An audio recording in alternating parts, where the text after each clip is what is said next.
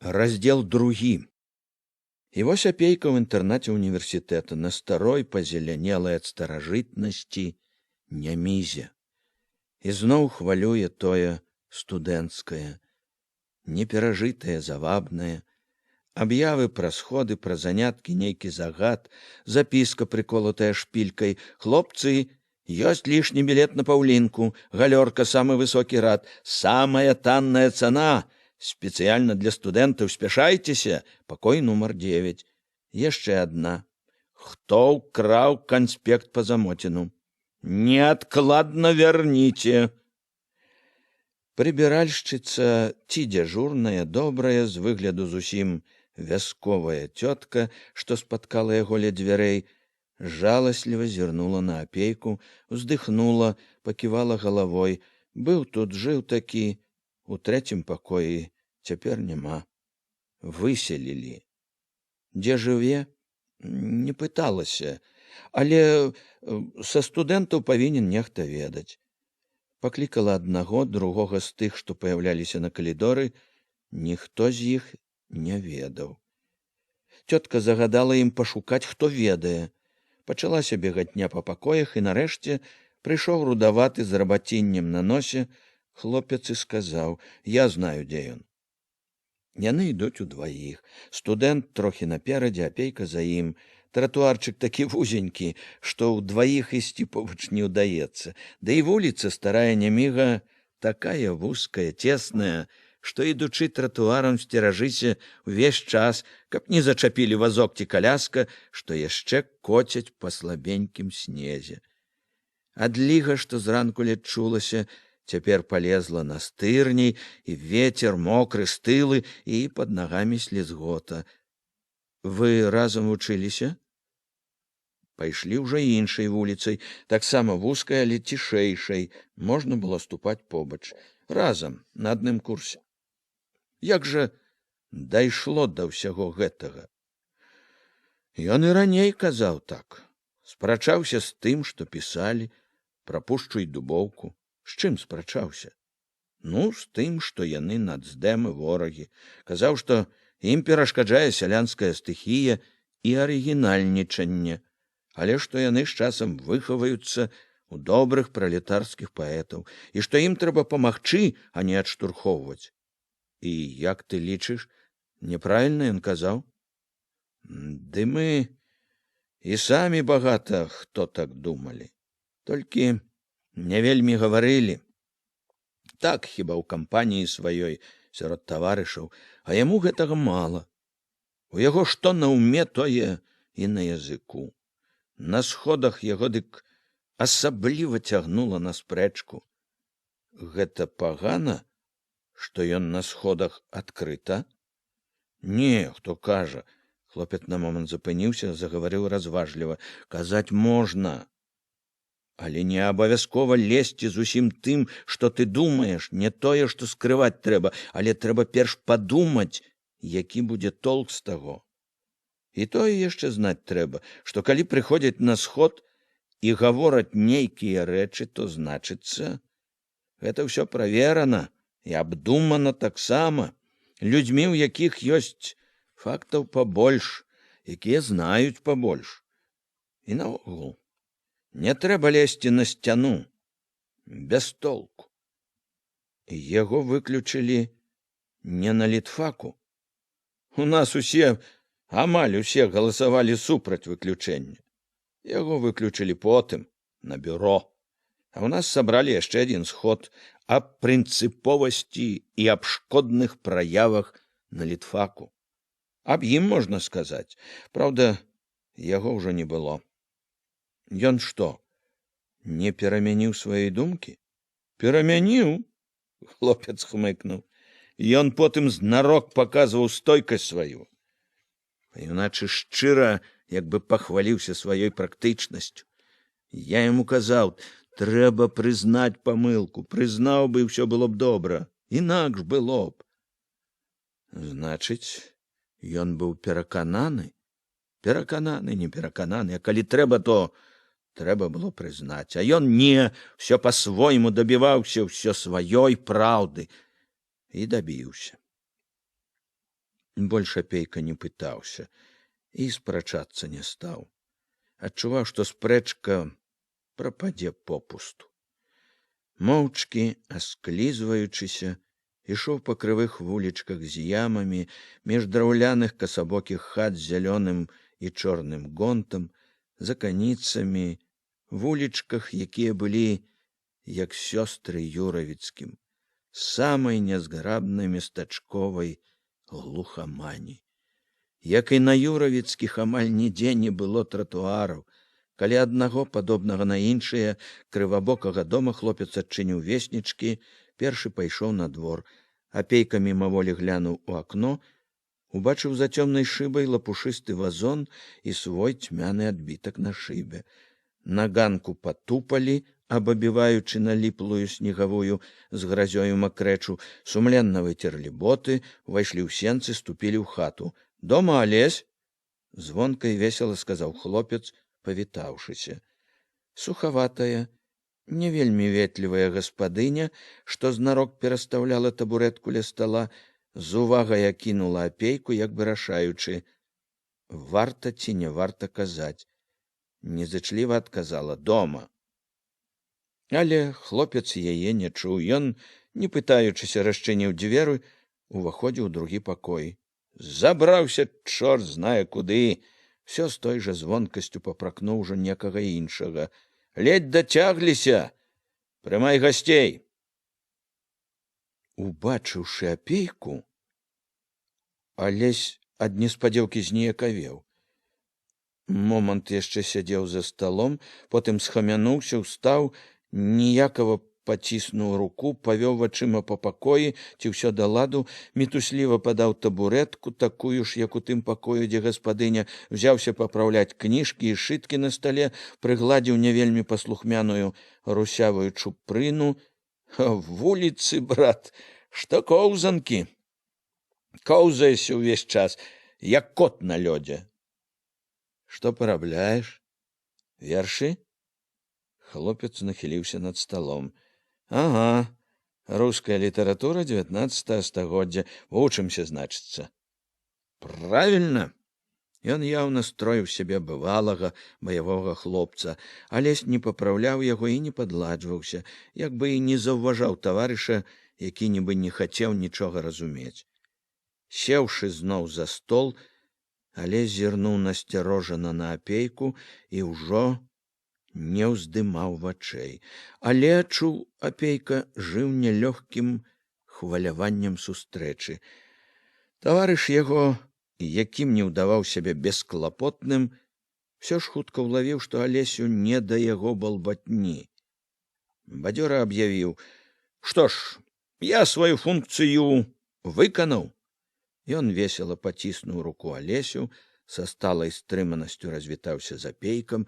Праз момант звонкі голас яго прыбіўся з суседняга пакоя, хвацка стукнулі дзверы. Калі асталіся адны, доўга яднала абодвух маўчанне. Апейка глядзеў з пяшчотаю, са спачуваннем, з увагаю. Збоку здавалася, Алесь не змяніўся вельмі.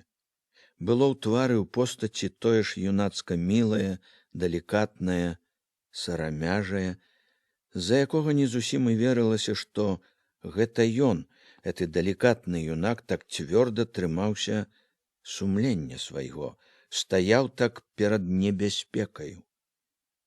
Можа, хіба толькі цвёрдасць у падбародку, у шчаках новая, небачаная раней ці незаўважаная цвёрдасць, ды і позірк, недаступны, затоены, не такі, як там на полі. Апейка глядзеў і глядзеў, але сёння не ўздымаў галавы. Не зразумець было, ці чуў сябе вінаватым, ці не хацеў папрокаў. Апейка першы пачаў: «Што вучышся?» «Добра, малайчына». Ён кіўнуў: «Прымаю да ведама». Галавы ж не ўзняў. Памаўчалі зноў.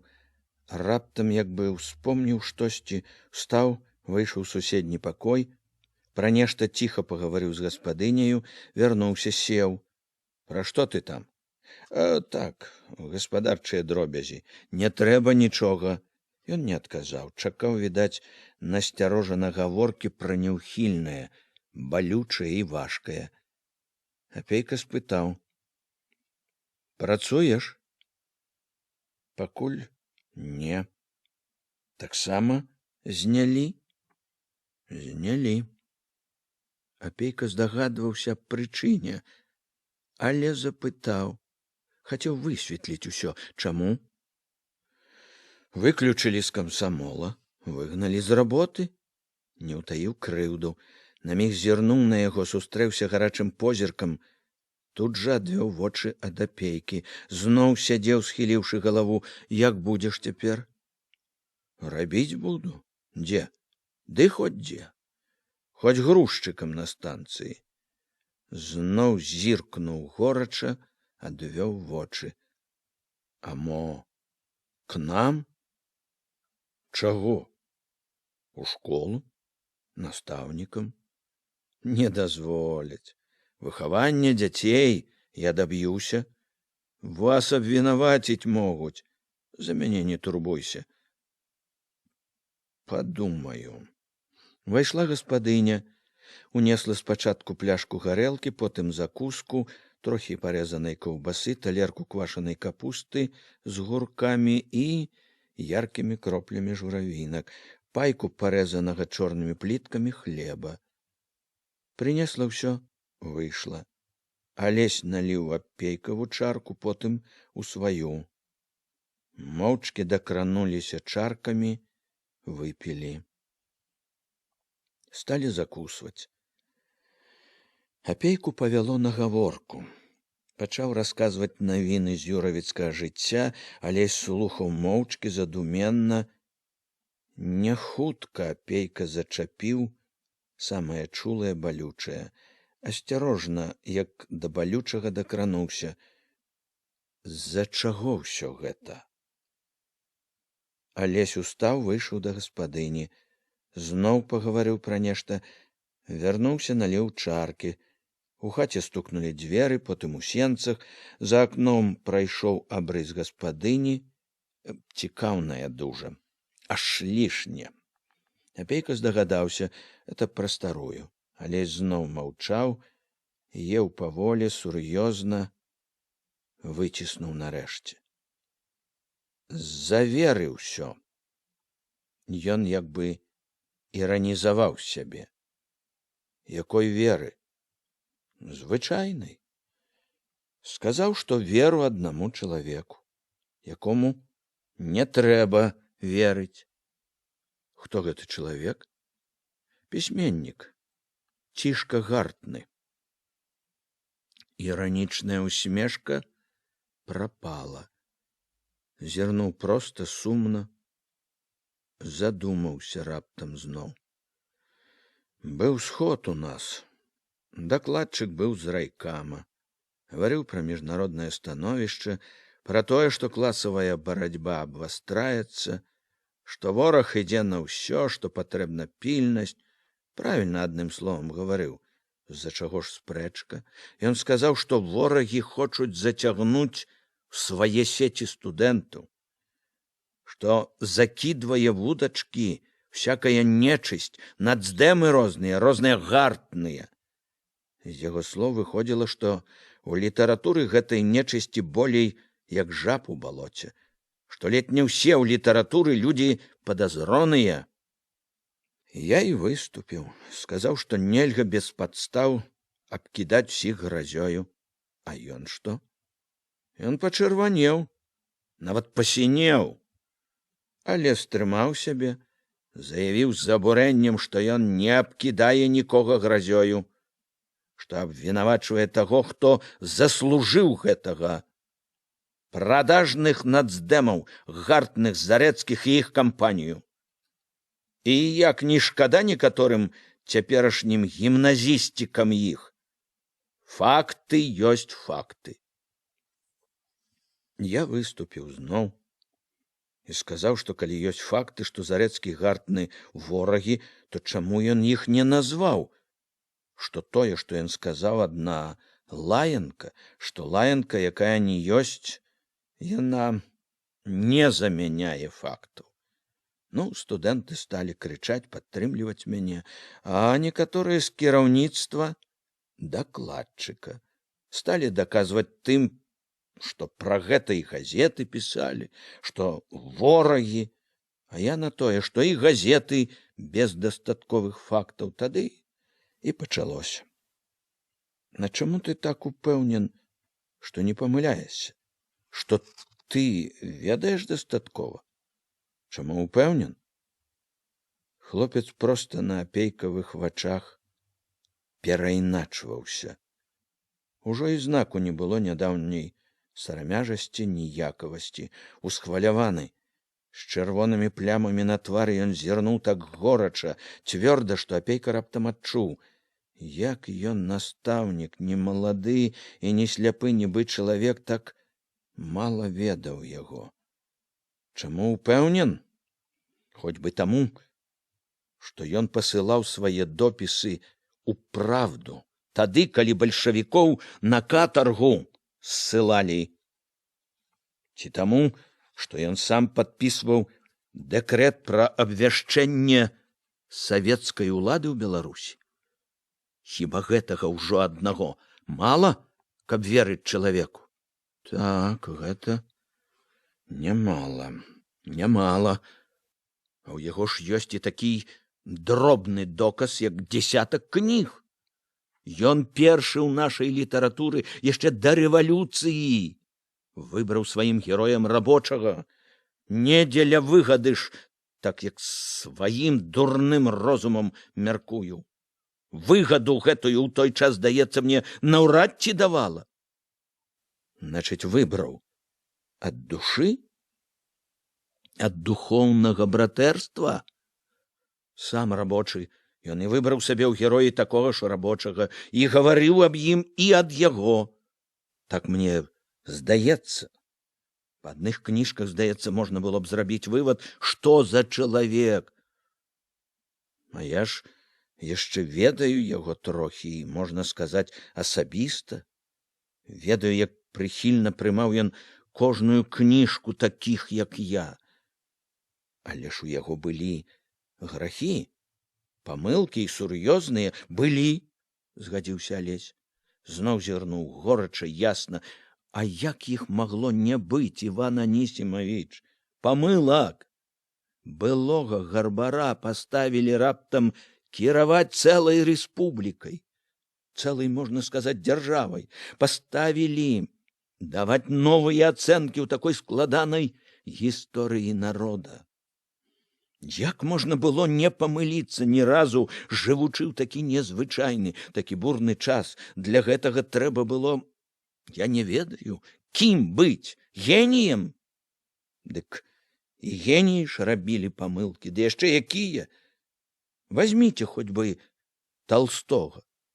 А ён жа не геній, ён да ўсяго не вельмі і граматны. Ён у нечым і астаўся на ўзроўні Гарбара. Я сам чуў, як некаторыя больш адукаваныя пісьменнікі падсмейваліся з яго. З капыльскай мовы, з манеры гаварыць.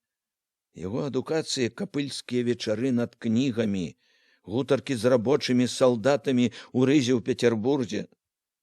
Трохі пабыў каля вопытных партыйных кіраўнікоў у Маскве. Вось і ўвесь яго універсітэт. Перад тым, як яму трапілася стаць у першы рад народа. Дык хіба ж дзіўна, што ён і нямала зрабіў добрага і нямала наблытаў? Хлопец быў так усхваляваны, гаварыў так шчыра, што апейка сам хваляваўся, паддаваўся яго шчырасці і ўзрушэнню і разумнасці. Проста дзіўнай для такога зялёнага юнака разумнасці, сталасці яго разваг.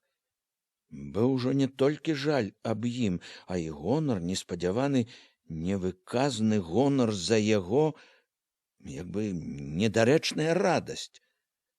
З роздумам даверліва, як сябру, Алесь сказаў: «Папраўдзе, Іван Анісімавіч, яго трэба было б паслаць на добрыя паліткурсы. Пабачылі, што памыляецца часта, папрасіце, каб вызваліў крэсла, і каб не траціць добрага чалавека, якім можа спатрэбіцца, пашліце павучыцца». У свой жа час яму не было калі вучыцца. Калі ўжо на тое памыліўся асабліва сур'ёзна, зрабіў асаблівае глупства, наківайце строга, суровую вымову ці яшчэ што дайце. Я так мяркую сваёй дурной галавою. Дык не ж, зразу нацдэм, нацыянал-дэмакрат, прыслужнік буржуазіі, вораг, да яшчэ не смейце сумнявацца. Ён быў увесь перад апейкам, са сваёй крыўдай, сваім роздумам, сваімі перакананнямі. Было ў ім нешта вельмі юнае, амаль дзіцячае, бездапаможнае, у тым, як ён гаварыў, з якою крыўдай, і было разам на дзіва сталае, дарослае, у тым, як ён разважаў. Апейка дзіўна чуў, што няхай хоць быў тым, што ён казаў, ён ведае не менш, а больш за яго, немаладога ўжо чалавека. Ад гэтага ў апейкі было дваістае пачуццё да Алеся, і як бы бацькі і таварыша. І дваістасць была яшчэ ад таго, што ён бачыў, што хлопец не вінаваты, што ўсё тое, што напісана, было паклёп. І апейка рад быў гэтаму, не памыліўся ў ім. Але разам быў яшчэ і боль. За тое, што на добрага савецкага хлопца навалілі такую няпраўду, што абышліся так чэрства і так несправядліва. Што апейка мог сказаць яму? Іван Анісімавіч як рэдка калі адчуваў, што яму цяжка гаварыць, цяжка падбіраць патрэбныя думкі і словы. Ён не хацеў вярэдзіць крыўду хлопца і без таго балючаю, ад таго, што было па-бацькоўску шкада яго і трывожна за яго, за тое, што ўсё гэта можа збіць хлопца з тропу.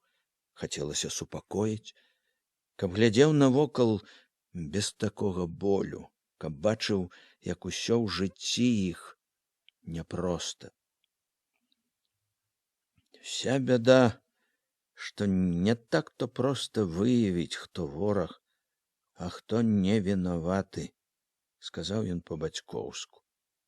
Сам ведаеш, абстаноўка якая. Гэта Алеся не толькі не супакоіла, а запаліла яшчэ больш. Дак не трэба так проста і вешаць ярлыкі. І не трэба крычаць на чалавека, калі ён хоча даказаць, што не вінаваты. Губы яго па-дзіцячы смыкнуліся. Абараняць от цяжка, а абвінавачваць лёгка. Цяпер жа той, хто абвінавачвае, часта выглядае як герой. І чым злей крычыць, тым большы герой. Што апейка мог запярэчыць на гэта? Мімаволі згадаў Галенчыка, яго пагрозы на сходзе. Нічога, гэтыя, як ты кажаш, героі хутка зламаюць сабе галаву. Гэта героі на хвілінку. Пакуль шумна. Алесь не адказаў. Быў, відаць, нязгодны. Апейка ўспомніў, што чыстка Гартнага у наркамасветы ішла 4 дні, і што там некалькі чалавек заступаліся за яго. Заступаліся, ахвотна, але не весела кіўнуў Алесь. Паспрабавалі абараніць. Дык што ж выйшла? Што потым напісалі, як падалі гэта? Арганізаваная вылазка раз'юшанай нацыянал-дэмакратыі на бязлітасную барацьбу з нацдэмакратызмам, дапаможнікам сусветнага сацыял-фашызму. то ни за что навесили знак нацдэма, то ўжо гатовы аб'явіць ни мала ни много фашыстам. І заадно людзей, якія сказалі, што гэта неправда, што ён пры ўсіх сваіх грахах савецкі чалавек, бальшавік. І дзе сказалі? На адкрытым партыйным сходзе. Алесь, як бы штосьці раптам успомніўшы, стаў хутка корпацца ў паперах. Дрыготкімі ад хвалявання пальцамі выцягнуў лісток, спісаны яго почыркам. Дрыготкім ад узрушэння голасам загаварыў: «У нас некаторым варта было напомніць, што казаў пра такія рэчы Ленін. Хоць кожны дзень напамінаць». Ён стаў чытаць выразна, як бы ўрачыста. «Точные факты, бесспорные факты. Вот что особенно необходимо, если хотеть серьезно разобраться в сложном и трудном вопросе». Вот что сказал Ленин. Нібы спецыяльна для такіх дзеячоў. Ён з пашанай разгладзіў паперку, раптам зноў задумаўся. На чыстым юнацкім твары зноў паявілася клопатнасць. Потым зноў сказаў трывожна: «Аж страх бярэ, як лёгка цяпер некаторыя вешаюць людзям усялякія ярлыкі. Скажа: вораг, нацдэм, прыслужнік фашызму, і яму хоць бы што. Таму, хто хоча заступіцца за невінаватага, могуць так даць, што не рад будзе, а таго, хто ні за што абзаве ворагам нашага ж чалавека, ледь не хваляць». «Калі цячэ рака, нясе яна і пену», — сказаў разважна Апейка, «і бруд таксама нясе, і ламачча гнілое. Всякага трапляецца ў ёй, сам знаеш». Апейка стаў расказваць яму пра сваю чыстку, пра Галенчыка, пра Белага, Беразоўскага, Гайліса.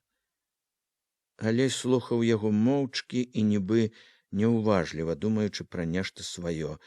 Яшчэ да таго, як Апейка скончыў, за акном праплыла гаспадыня, хустка плечы, стукнулі дзверы, спачатку ў сенцах, потым у хаце. Алесь загаварыў так, быццам думаў уголас. Хтосьці сказаў: «Самое важное — поставить у час кропку». Это правильно. Самое важное заўсёды — пачуццё меры. Любую разумную справу можна давесці да абсурду, да злачынства нават, асабліва ў такі час, калі ўсё ў заўтрашнім дні. Гаспадыня прынесла, паставіла яшчэ бутэлечку гарэлкі, капусты і хлеба. Апейка сказаў, што піць больш не будзе, папракнуў Алеся за тое, што п'е. Той адказаў знарок бесклапотна: «Гэта нячаста. Трымацца трэба. Стараюся». Яны яшчэ немала гаварылі. Найбольш ужо аб родных мясцінах, знаёмых людзях, успаміналі сустрэчы, перажытыя. Між гэтых успамінаў Апейка па-бацькоўску параіў напісаць матцы і сястры, супакоіць іх. Пра што не гаварылі, жыў у Апейку не адступаў неспакой пра Алесяў лёс. Сказаў яму напісаць заяву ў ЦК камсамола, папрасіць пераглядзець всю гісторыю. Я напісаў. Не адказалі яшчэ? Не. Алесь правёў яго да гасцініцы. З гасцініцы Апейка адразу пазваніў Беламу, але таго не было. Ён пазваніў другі раз і таксама не застаў. Толькі на трэці раз Апейка пачуў голас Белага. Белы адазваўся прыхільна, але сказаў, што цяпер заняты вельмі і сустрэцца можа толькі праз 1,5 гадзіны. Роўна праз 1,5 гадзіны Апейка сядзеў у пакоі Белага. Белы і тут трымаўся спакойна і проста, без якой-небудзь важнасці ці насцярожанасці, і разам з тым без той гасціннасці, якой іншыя кіраўнікі паказвалі свой дэмакратызм і якую Апейка вельмі не любіў. І ён пацікавіўся, як Апейка ўладзіўся ў гасцініцы. Сустрэўшыся з ім позіркам, Апейка чакаў ужо, што ён зараз захоча даведацца аб прычыне візіту яго, калі Белы раптам запытаў, ці чытаў Апейка рашэнні лістападаўскага пленума ЦК. Стаў расказваць пра тое, што Апейка ведаў пакуль толькі па чутках, пра справу Бухарына. «Пленум, — сказаў Белы, — абмеркаваў новую заяву Бухарына, Рыкава і Томскага ад 12 лістапада, ацаніў яе як фракцыйны манеўр, падобны да трацкісцкіх. Бухарына вывелі з палітбюро. Рыкава і Томскага папярэдзілі. Пры самай малой спробе зноў працягваць барацьбу супраць ЦК будуць прыняты аргмеры. Ён не стаў тлумачыць значэнне падзеі, ведаў, Апейка ўсё разумее. Апейка заклапочана памаўчаў, нібы паказваючы, што і не трэба тлумачыць. Правая пазіцыя зноў рашыла даць бой і пацярпела паражэнне.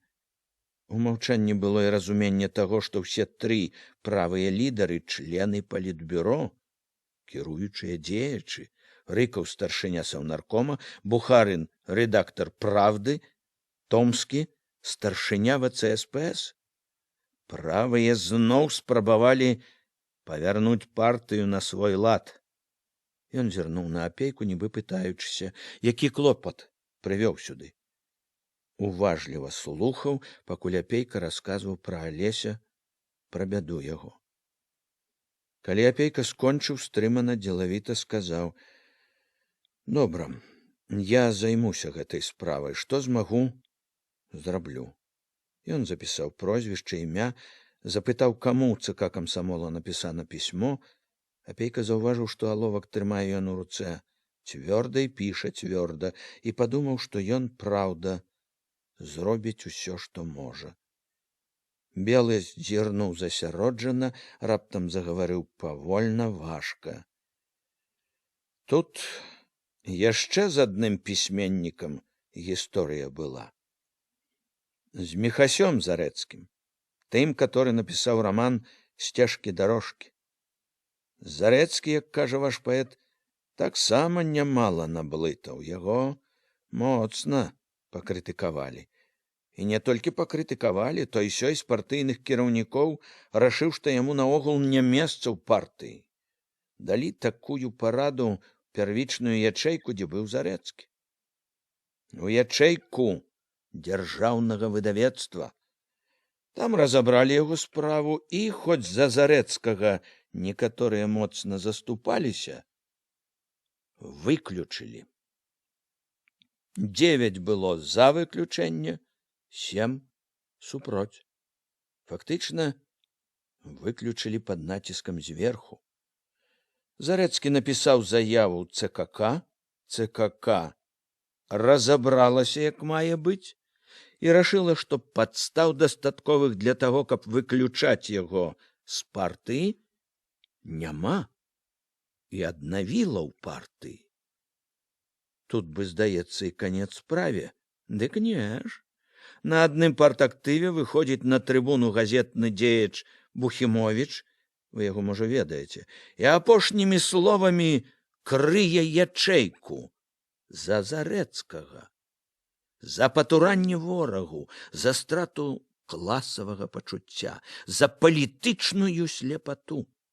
Мала таго, адважна выпнуўшы грудзі, крые ЦКК.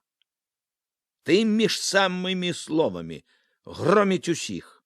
Ён адзін, класава чулы, палітычна прынцыповы, непахісны. Яго асабістая думка вышэй думкі ўсіх іншых, думкі партячэйкі ЦКК. Я з адным такім пазнаёміўся ўжо, адазваўся Апейка, на чыстцы ў Юравічах. Галенчык не адзін. Модна становіцца выкрываць, крычаць, лупіць пад маркай прынцыповасць. Модна і выгадна, і рызыкі ніякай, і смелым паказаць сябе можна, лепшым за ўсіх, архібарацьбітом, архібальшавіком. Мне здаецца, што гэта падобна на спекуляцыю. Горача падхапіў думку белага Апейка. Спекуляцыя на цяжкасці моманту. Спекуляцыя, згадзіўся белы, в аснове якой вельмі часта кар'ерізм, імкненне пагрэць рукі на сітуацыі, выскачыць на чужой бядзе, зрабіць кар'еру. Ён дадаў раздумліва: па сутнасці, гэтыя дзеячы часта выступаюць як правакатары, падбіваюць на падазронасць, нецярпімасць. Апейка адчуў у голасе яго трывогу, падумаў, што белы, мабыць, не першы раз думае пра гэта і, можа, не першы раз гаворыць. Адзін чалавек, можна сказаць, звычайны, абмежаваны, з неабмежаванай хіба амбіцыяй ставіць сябе над дзесяткамі партыйцаў, над цэнтральнай партыйнай камісіяй, выбранай з'ездам, і ніхто там не выступіў супроць яго. Все палічылі гэта нібы нармальным. Слухалі яго, можа, таму, што ён ўсё ж не радавы камуніст, з павагі да пасады. Можа быць, белы раптам прамовіў: нягоднік з пасадай — гэта нягоднік у квадраце, не, у кубе. Ён устаў, як бы паказваючы, што гаворку канчае. Ужо каля дзвярэй затрымаўся, перад тым, як падаць руку, сказаў: а Галенчык спраўдзіў пагрозу, напісаў. Тлумачыць прыходзіцца. Не выпускаючы руку, дадаў: але вы не хвалюйцеся. Я растлумачу ўсё, як належыць. Белы вымавіў растлумачу спакойна, з годнасцю. Вячэралі ў рэстаране ўпяцёх за адным сталом. Аніся, яе новая сяброўка, вусаты гаварлівы старшыня калгаса з-пад Полацка, рухавы, увесь у бліскучых рамянях камандзір пагранічнік. Апейкаў сусед па пакоі. Кампанія была выпадковая, і выпадковая, раскіданая, аж лішне вясёлая гаворка за сталом была. Прычынай таму быў, мусіць, рэстаран. Чысціня, бляск, гоман навокал, агульная святочнасць у зале. Напэўна, памагала і піва, якога нямала такі выпілі за вечар. Вусаты старшыня нібы жартам падладжваўся да Анісі, якая прыкметна раставала, час ад часу адно няёмка паглядваючы на Апейку. Увесь вечар ён дзіўна хацелася рагатаць. Сяброўцы таксама было весела. Асвойтаўшыся з прасцецкім таварыскім пагранічнікам, яна дапытвалася з захапленнем і страхам: а шпіёнаў вы лавілі? А якія яны? А няўжо ж вы іх так проста вось бачылі? І не страшна было? Пагранічнік ухіляўся гаварыць пра сваю справу, ахвотна і дасціпна расказваў сялякія вясёлыя гісторыі, анекдоты, чым выклікаў аж раўнівую зайздрасць у віцябчаніна. Аніся таксама з захапленнем смяялася пагранічніку. Апейку, хоць ён з-за таварыскасці падтрымліваў кампанію, было не вельмі весела. Была нейкая хваравітая ўзрушанасць, і гаварыў неспакойна, і слухаў нецярпліва, і ўвага была прычэплівая, зласлівая, не падабалася легкадумнасць зямлячкі. Злавала назойлівая, не заўсёды разумная балбатлівасць старшыні. Адно пытанне яго ледь не прарвала Апейкаву стрыманасць. Вельмі сур'ёзна і разам з усмешачкай, як бы звысака, вусаты запытаў: а праўда вашы кажуць, палешукі мы, а не чалавекі? Ён захіхікаў, пакруціў галавою: дзівакі? Апейка толькі і сказаў з насмешкаю: не чуў. Прыеду, папытаюся. Ён першы ўстаў за стала, папрасіў прабачэння, развітаўся ў пакоі, адразу ж раздзеўся, лёг у пасцель. Думаў, тут жа засне, але сон не ўзяў. Па сцяне пайшоў водбліск нейкага святла, нейкія ўзоры. Здалося, нібы сцяна зрушылася, нахілілася, папаўзла дзіўна коса. Ён здагадаўся, што водбліск ад фар аўтамабіля. Праз некалькі хвілін святло зноў папаўзло, зрабіла ўсё зноў няпэўным, незвычайным. Паўзлі зноў дзіўныя ўзоры, знакі, што як бы дадавалі ўражанне незвычайнасці. Ён падумаў, ад чаго гэтыя знакі? Ад фіранак, ад рам, ад галін са скверу. Але ўражанне незвычайнасці, няпэўнасці так і асталося ў душы. Ніяк не ішло супакаенне. Бачанае ўдзень, чутае, сказанае лезла ў галаву, нагадвала, хвалявала. Чапілася недарэчна, ці праўда вашы кажуць самі палешукі мы, а не чалавекі. Пашкадаваў, дарэмна не адказаў як след, адбыўся жартам. Трэба было сказаць, як мае быць. Не знайшоўся. У яго заўсёды разумнае прыходзіць у галаву потым. Самі кажуць, палешукі мы, а не чалавекі. Чаму гэта пайшло так шырока? Чаму ў гэта вераць? Ці таму, што яно падобна на анекдот? Як анекдот, як парадокс, урэзваецца ў памяць? А людзі бяруць на веру, дзівяцца, вераць. І газеты нават пішуць часам. Раней палешукі самі гаварылі. Палешукі мы, не чалавекі.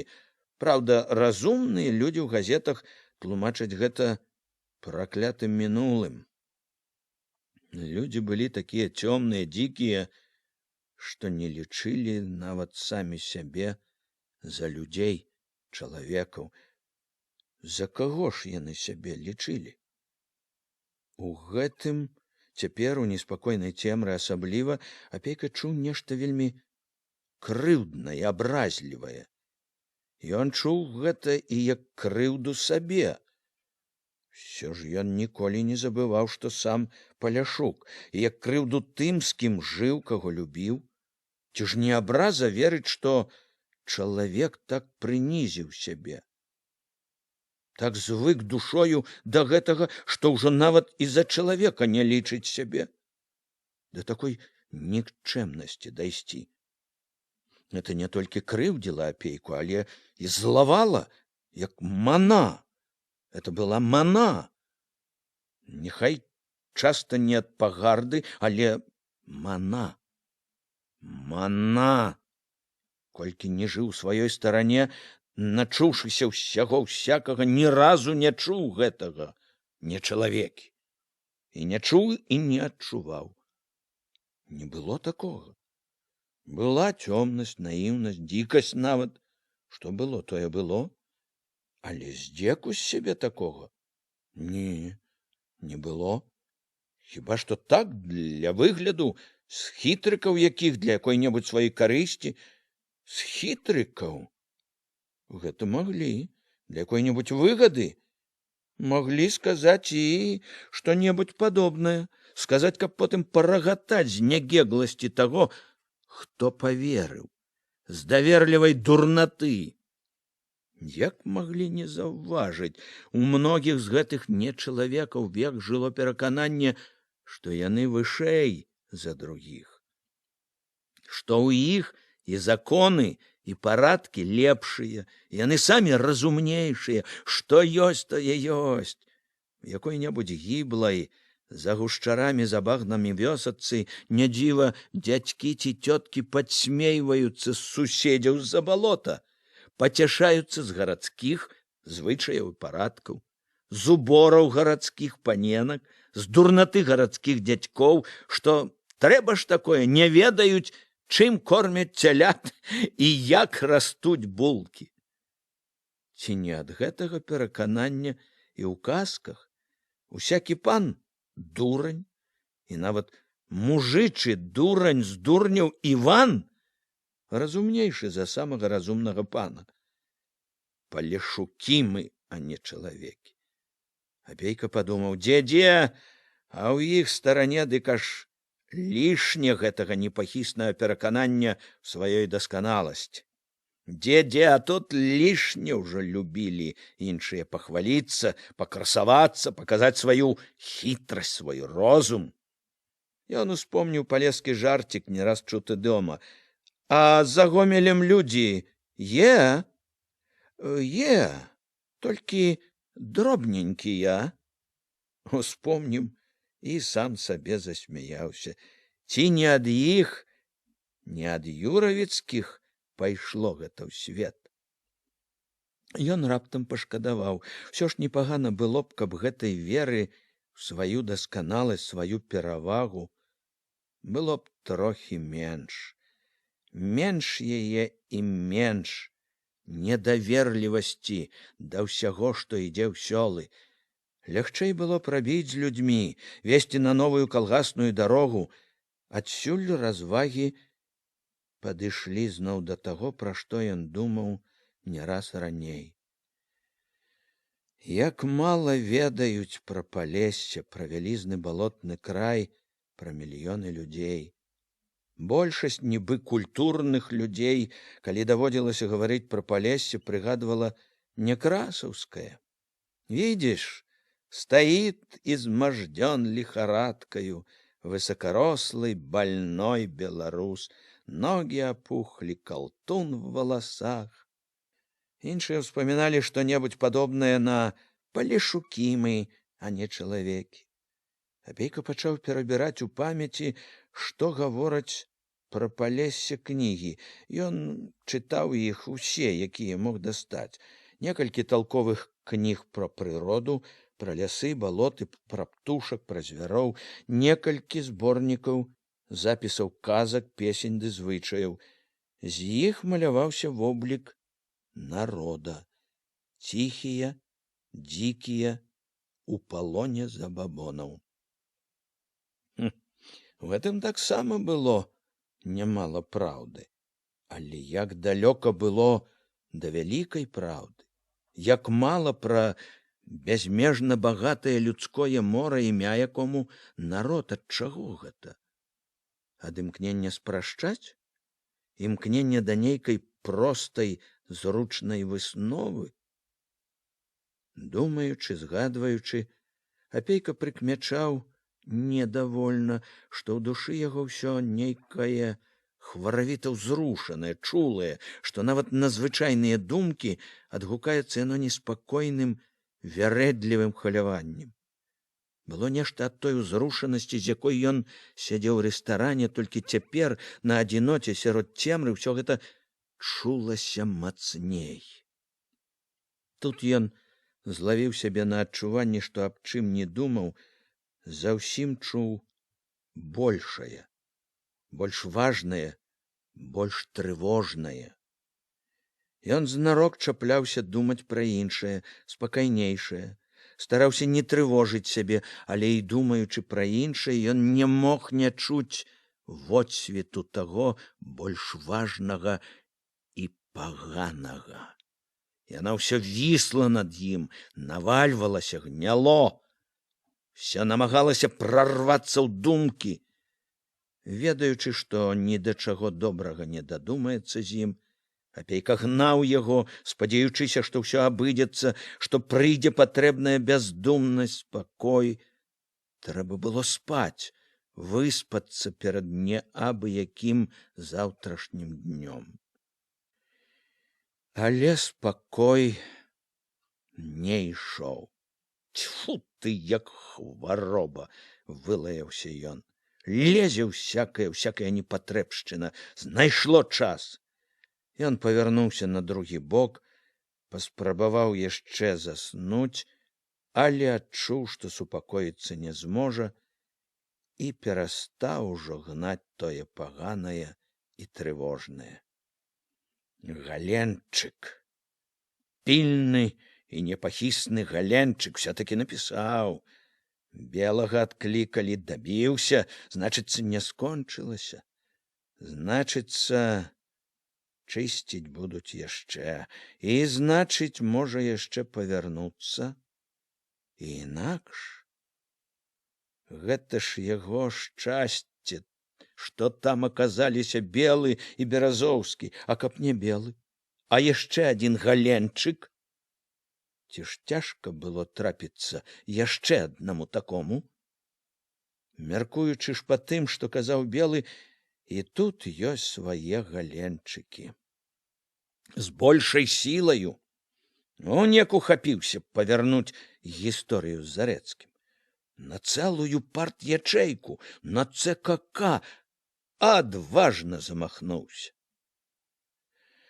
Зноў убачыў, як зрушыла, нахілілася коса, папаўзла сцяна, стала потырч, упала ў цемру, адолеў, адагнаў кволасць, глупства ўсё, далікатныя нервы, п'яны хмель, піць не трэба было. Не трэба. Раптам ён нібы зноў пабачыў сябе у пакойчыку з вазонамі, раскіданыя паперы на стале, Алесь як бы і цяпер сядзеў, звесіўшы галаву. За што ж цябе гэта? За веру? У момант з незвычайнай яркасцю, уражлівасцю, урыўкамі, што ішлі без парадку, абы як зноў апанавала яго бачанае, чутае там. Памчалі, закружыліся, як бы радуючыся, што прарваліся думкі пра Алеся, пра яго лёс. Чаму з ім так абышліся? Таму толькі што сказаў тое, што думаў? У чым яго парушэнне камсамольскага статута? Парушыў дысцыпліну, не згадзіўся з думкай райкама? Але ж сіла наша не ў бяздумнай дысцыпліне. Сіла ў калектыўным розуме і ў калектыўным сумленні. Дысцыпліна павінна быць зліта з сумленнем, з перакананнем. Нават ваенная дысцыпліна лепш за ўсё, калі яна свядомая. Тым больш гэта трэба камсамольскай, партыйнай. Трэба пераконваць, даводзіць, асабліва там, дзе ўсе маладыя, зялёныя. Чаму ж зразу камандныя вокрыкі? Чаму зразу пракурорскі прысуд? Зразу выкідаць? Хіба тое, што ён сказаў, папярэчыць чым-небудзь генеральнай лініі партыі? Чаму ж выкінулі? Чаму так абышліся сумленным, адданым нашай справе чалавекам? Чалавекам вельмі каштоўным, не толькі таму, што ён паэт, талент, а таму, што прыгледзеліся б чалавек які. Именно ж такія, з характарам, з моцным сумленнем, з цвёрдай прынцыповасцю. Аснова ва ўсякай вялікай справе. Именно яны, сыны і ўнукі тых, хто калісьці ішоў і на катаргу, і ў ссылкі з-за сваіх перакананняў. Именно такія могуць выстаяць у часіны трудных выпрабаванняў, выстаяць, не пхіснуцца. Такія не будуць адседжвацца ў зацішку. Именно яны, а не тыя, хто і цяпер у мірны час адседжваюцца, адмоўчваюцца, туляцца, што гатовы наперакор свайму заечаму сумленню разумна глядзець на ўсё, больш за ўсё асцерагаючыся якой-небудзь рызыкі. Чаму прыстасаванец з душой слізня іншы раз больш даспадобы, чым характар сумленны, надзейны, але неспакойны? Ён сказаў, што сумняваецца. Што ж, дакажыце, пераканайце яго, не пашкадуйце часу і клопату. Именно ў такіх неспакойных, адкрытых, прынцыповых сіла народа, сіла партыі, жывая сіла. Ён заступіўся за чалавека. А чаму ён не мог заступіцца, калі не ўпэўнен у тым, што той вінаваты? Хіба б лепш было, каб ён, не ўпэўнены, што чалавек вінаваты наперакор свайму сумленню, прамаўчаў бы? Каб ён, па сутнасці, зрабіў подлы ўчынак. Чаму ж ён, зрабіўшы подлы ўчынак, мог бы хадзіць між таварышаў, вучыцца, тады як, паступіўшы сумленна, апынуўся па-за таварыскай гурмой, стаў і не камсамольцам, і нават не студэнтам? Чаму? Праўда, думаў Апейка, згадаўшы тое, што казаў Алесь, абараняць цяжэй, чым абвінавачваць. Чаму, праўда, той, хто абвінавачвае, загадзя стаіць нібы вышэй? Нібы ўжо самім тым фактам, што можа абвінавачваць, нападаць, даказвае сваю адданасць. Чаму? Адкуль гэта ўзялося?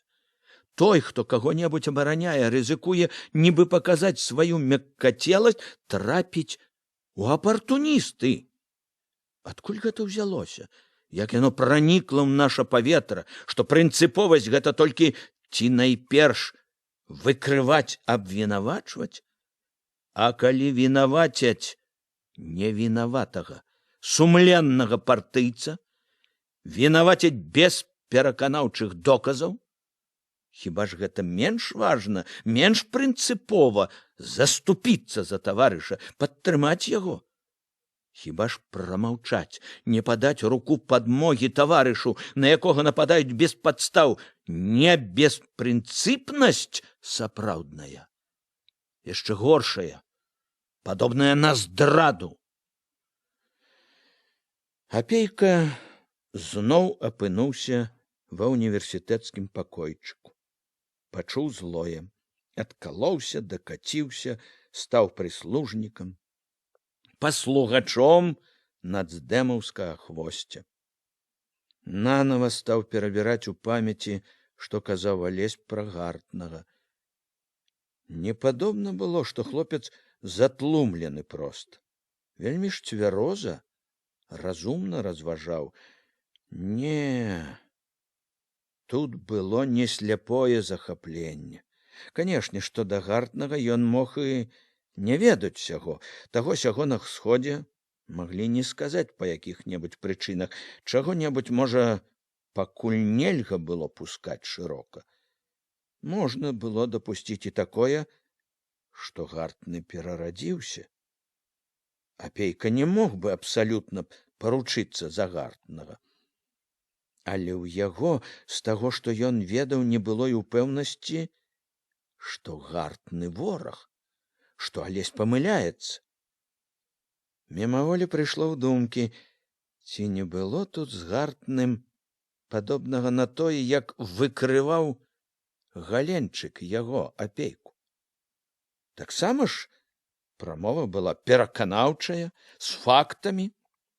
І тут ці не факты такога ж парадку і тая ж праўда?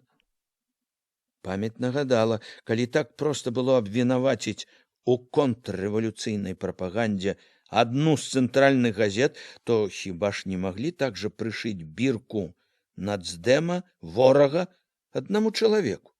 Тым больш, што чалавек гэты мог быць і не зусім не вінаваты. Хоць вінаваты зусім па-іншаму, як бальшавік, што рабіў памылкі ў рабоце. Адразу падумалася, колькі ў любога чалавека, асабліва з тых, хто на кіруючай рабоце, такога, к чаму можна пры ахвоце прычапіцца. Прычапіцца, крыва расталкаваць, перавернуць усё дагары нагамі. І калі такое могуць зрабіць з чалавекам, які адданасць сваю даказаў даўно і ясна, то як жа тым, у каго такіх доказаў няма?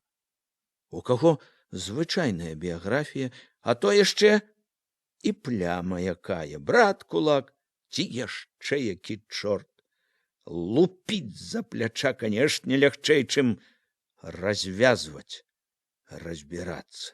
Лупіць за пляча яно і больш надзейна, само па сабе відно, рэч прынцыповая.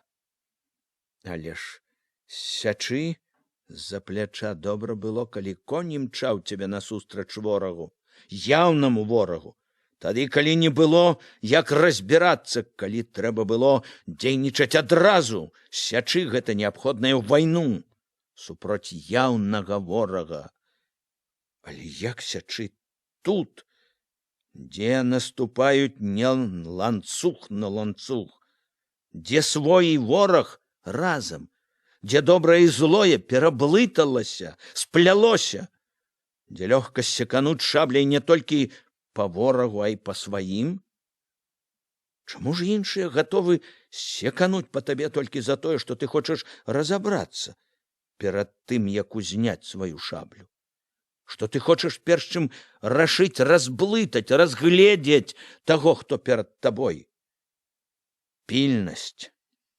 Пільнасць якраз і павінна быць зліта з уважнасцю, з імкненнем разабрацца ва ўсім добра. Апейка ўспомніў, што казаў Белы пра Бухімовіча, і падумаў. Не памыліўся Белы. Такі Бухімовіч і праўда можа быць як правакатар са сваёй яўнай архіпільнасцю і тайным кар'ерызмам. Што, калі такія Бухімовічы ды Галенчыкі пры іх галасістасці ды нахабстве возьмуць сілу? Калі не адзін, не два такія пры цяперашніх акалічнасцях возьмуць сілу? Чаго яны наробяць са сваёй архіпільнасцю? Пры такім парадку, калі вольна будзе нападаць на кожнага, хто захоча разабрацца, выключаць тых, хто намерыцца заступацца. Калі даць волю такім, каму хочацца, для справы, вядома, надзвычайных мер і правоў, каму не церпіцца секануць за пляча, калі моўчкі дазваляць награваць страсці. Ён падумаў, што такія людзі і такія тэндэнцыі, калі іх не стрымаць, могуць зрабіць нетрывалым становішча ледь не любога чалавека. Апейка тут жа запярэчыў сабе, што тэндэнцыя гэта жыве толькі таму, што пакуль мала праявілася, не заўважылі, як трэба, шкоду яе. Калі ж толькі праявіцца, ёй дадуць бой, прышчэмяць як гадзюку, што ўпаўзла ў дом. Яму верылася, што гэта да пары, што прыйдзе пара, і недалёкая, і з усім гэтым разбяруцца як трэба. Чаго ты хочаш? Спрачаўся ён сам з сабою, ну быццам цвярозы, разважны. Каб проста было ўсё? Не будзе проста. Складана будзе ўсё, бо складаны час. Вораг не той, што ў грамадзянскую, не тымі метадамі дзейнічае. Асцярожна, з-пад цішка, затоены, пад друга маскіруецца, усміхаецца, як друг. Не ўсякага зразу раскусіш, а трэба выкрыць, абяшкодзіць, каб не ўсадзіў нож у спіну табе. Таму трэба пільнасць, надзвычайная пільнасць. І нічога не зробіш. Іншы раз яна будзе перарастаць у падазронасць. І лагоды далікацтва не будзе.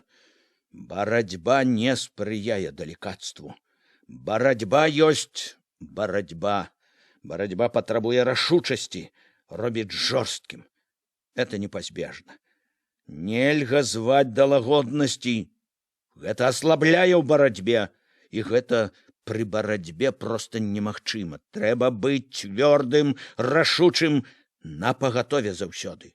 Такі закон барацьбы. Азбука барацьбы.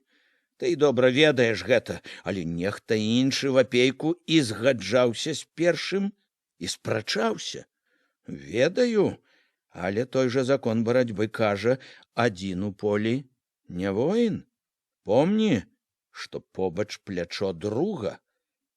Памагай таварышу, ён паможа табе. Толькі з таварышамі ты дужы, ты баец. Вся соль у простай ісціне. Разбірацца, хто друг, хто вораг. Берагчы друга, нішчыць ворага. Такая простая ў думках і такая няпростая ў жыцці ісціна. Дзе ворага можна палічыць за друга, а друга за ворага. Пільнасць, уважлівасць, суд сур'ёзны, справядлівы. Адзін закон, абавязковы для кожнага. Толькі факты, бясспрэчныя факты помніць заўсюды. Так усё можна давесці да абсурду, да шкоды, згадзіўся ён, успомніўшы Алесевы словы. Ва ўсім праўда, патрэбна пачуццё меры, пачуццё рэальнасці. Успомніўшы Алеся зноў, Апейка думаў ужо толькі пра яго. Перабіраючы гаворку, Апейка чуў цяпер неадступнае нездавальненне сабой. Ён не зрабіў усяго, каб правільна накіраваць хлопца. Дзіўна, ён, вопытны чалавек, у гаворцы з хлопцам часта не знаходзіў патрэбных слоў. Зялёны хлопец сваімі гарачымі думкамі часта нібы адольваў яго, старэйшага і вопытнага. Всё таму, мабыць, што ён, Апейка, аказаўся не гатовым да такой гаворкі. Мала ведаў, стаў як бы вучнем. Узяло трывожнае, бацькоўскае, каб не надламала гэта ўсё хлопца. Мы што, мы старыя ваўкі, тоўстая скура. Нас цяжэй збіць, а яму як? Кволаму парастку. Ды яшчэ з чуласцю яго. Апейка падумаў, што трэба зрабіць усё, каб памагчы хлопцу, выратаваць яго. Ужо вярнуўся камандзір-пагранічнік, упоцемку раздзеўся, скрыпнуў ложкам, захроп, а яму ўсё не спалася. Інтэлігенцкая мяккацеласць, сказаў бы Башлыкоў. Сам падумаў з папрокам сабе, ўсё ж нервы распусціліся, і не трэба было піць. Намаганнем волі прымусіў сябе супакоіцца зусім. Трэба спаць, заўтра важны дзень. Засынаючы ўжо, убачыў апошні раз, як па сцяне коса паплыло святло з плошчы, паплыло і прапала.